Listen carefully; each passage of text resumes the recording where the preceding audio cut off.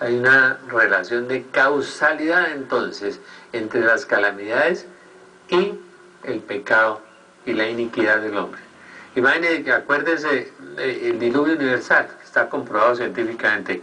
Sodoma y Gomorra, como me gustó un arqueólogo norteamericano explicando los 2 metros de ceniza y de azufre de Sodoma y Gomorra y mostrando las fotografías, muy impresionante. Fueron 5 ciudades, Pentápolis, destruidas por lesbianismo, homosexualismo, corrupción, bestialismo, degeneramiento sexual, invertir las relaciones sexuales humanas, que ahora lo llaman disque derechos humanos, el derecho a pecar, como nos están vendiendo la idea, gracias a Dios que fracasó, de la legalización de la droga. Uno no puede legalizar el homicidio, ni el delito, ni el adulterio, ni el aborto, ni nada, porque es que la mano de Dios cae sobre nosotros, ¿no?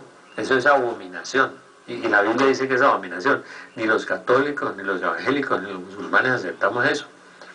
Y contra nuestra voluntad lo proponen en unos foros internacionales, gracias a Dios que fracasó el foro. Entonces, proponen ese tipo de cosas.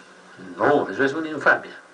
Contra nosotros, contra la dignidad del hombre, contra la vida humana, ¿no?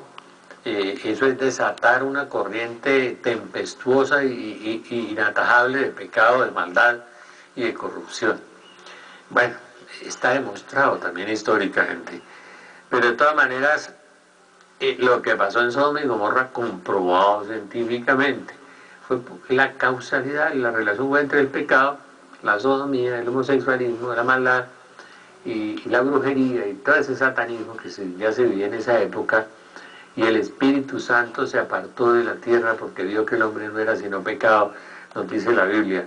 Le tocó a Jesús padecer, sufrir en su carne, morir por nosotros para recuperar esa presencia del Espíritu Santo que hoy también parece que estuviera escondido, a veces parece, a veces. En otras personas no, hay personas muy santas en la iglesia que viven la sana doctrina y viven la fe. De manera que a mí me impacta mucho lo que está pasando. Y el remedio es la conversión y la oración. Conversión y oración. Es decir, volver su corazón a Jesucristo, único Salvador, único Señor, ¿no? Y convertirse, y orar, y cambiar. Y verán cómo las cosas se van a disminuir y pueden cambiar. El fenómeno del niño se puede ir y el fenómeno de la niña también. Es decir, si el fenómeno del niño se instala de Colombia hacia abajo, pues Brasil se nos va a morir de sed. Se van a acabar las plantas, se van a acabar el agua, se va a acabar todo, la economía, y eso traerá desesperación y guerra.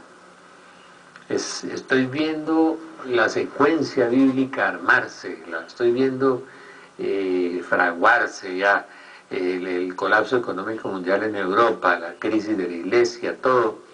Entonces podemos hacer todavía muchas cosas. Podemos convertirnos, podemos orar, podemos volver nuestro corazón a Dios y no salir con una tentación. No tentarás al Señor tu Dios diciendo, ay, como Dios es misericordia, yo puedo pecar tranquilo. No, no, no. Eso es un pecado también, y es un pecado muy grave, que Dios es infinita justicia. Y mire lo que está pasando en el mundo en este momento. Quisiera, pues, al César, lo que es del César, ¿no? El padre Llano, con quien tenemos una discrepancia muy grande sobre el problema de la resurrección y otras cosas, ¿no? Sobre los anticonceptivos y otras cosas, a veces trae cosas muy buenas y a veces acierta, a veces desacierta, pero publicó un reclamo del New York Times de Martín Lazarte, un sacerdote católico misionero de Angola desde hace 20 años. Hay católicos misioneros en más de 15 países por allá. En este momento están matando en la India los misioneros franciscanos abnegados, unos colosos de trabajo, de fe, de amor, de caridad, impresionante. Están matando muchos en la India y muchos sacerdotes católicos en la India y el África, un promedio de 290 diarios. Nosotros somos el objetivo del odio de Satanás y el objetivo militar de muchas sectas y movimientos de ocultismo, de oscuridad, contra la iglesia, porque en la iglesia está la luz y en la iglesia está el Espíritu Santo. En una forma a veces imperfecta, porque el trigo crece con la cizaña, y en usted y en mí hay pecado, mucho pecado, y a veces hay virtud y a veces hay algo de santidad de Dios. Hay muchas cosas, de manera que veamos esta carta que el padre Llano publicó el domingo 22 de abril del 2012. Dice: sacerdote católico misionero en Angola desde hace 20 años. Este laborioso, como muchas diócesis católicas misioneras, suministran recursos, muchas, miles de diócesis, para que millones de personas en África coman, para que tengan educación, para cuidar los niños, los abandonados, los leprosos, los tuberculosos, los del SIDA. Todo, la iglesia es una misión. Yo quisiera traer un día al señor arzobispo de Bogotá para que nos cuente más de 700, 800 proyectos que hay en Bogotá, las mojitas de los pobres, ¿no? Las 150 proyectos de las Vicentinas, los 10 proyectos sociales de la iglesia en Casucá, los miles de mercados que reparten los salesianos todos los meses, los miles de niños que educa la iglesia en Bogotá, las 23 ONG que tienen los jesuitas en Colombia trabajando con los más pobres. Dígame, ¿qué otra organización en el mundo tiene eso? La iglesia sostiene más de 4 o 5 países en la parte de salud y educación en el África, totalmente, gratuitamente, con esas abnegadas misioneras y misioneros que trabajan. Pues oigamos, dirige el director del célebre periódico New York Times. Su sincero y duro reclamo es válido para nuestros directores de medios. Oigámoslo, de este sacerdote. Me da un gran dolor el profundo mal que personas como usted, que deberían ser señales del amor de Dios, sean un puñal en la vida de inocentes lectores. No hay palabras que justifiquen tales actos. Veo en muchos medios de información, sobre todo en su periódico, en el New York Times, la ampliación del tema de la pedofilia en forma morbosa. En los sacerdotes creo que es el 2 por 1000, en los maestros es como el 3%, en los padres de familia es como el 4 o el 5%, en los militares alcanza rangos mucho más altos, pero no se fijan en ellos, se fijan en la iglesia, que es el que tiene, según los estudios e investigaciones de un judío, el menor rango de pedofilia y el mayor rango de servicio a la comunidad y servicio al mundo. Veo en muchos medios de información, sobre todo en su periódico, la ampliación del tema de la pedofilia en forma de morbosa, investigando en la vida de algún sacerdote.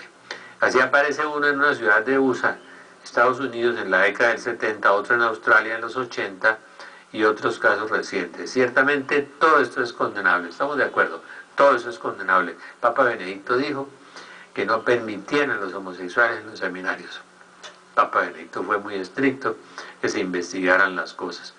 Pero no nos han hablado de las 150 obras sociales que hacen las hermanas vicentinas en Colombia, ni de las comunidades de San Vicente de Paúl en Colombia que le dan comida a millones de pobres.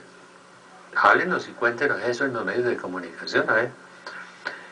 Es curiosa la poca noticia y desinterés por miles y miles de sacerdotes que se consumen por millones de niños, por los adolescentes y los más desfavorecidos en los 4 ángulos del planeta.